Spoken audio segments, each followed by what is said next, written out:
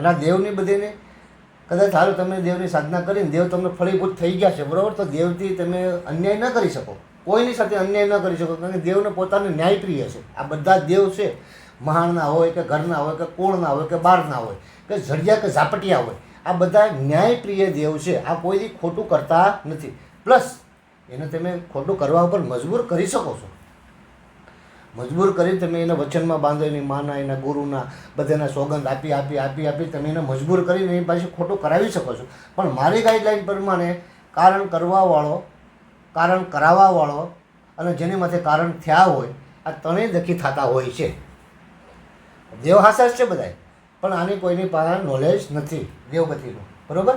અમે નાના હતા, અમારા બાપા સાધના કરતા, અમે પાસે બેન જોતા, બરાબર, અને આવું શીખતા. એટલે અમને આવો અનુભવ છે એટલે હું આ વાત સમાજમાં કરું છું, બરાબર. મારા કોઈ મનની વાત નથી કરતો હું.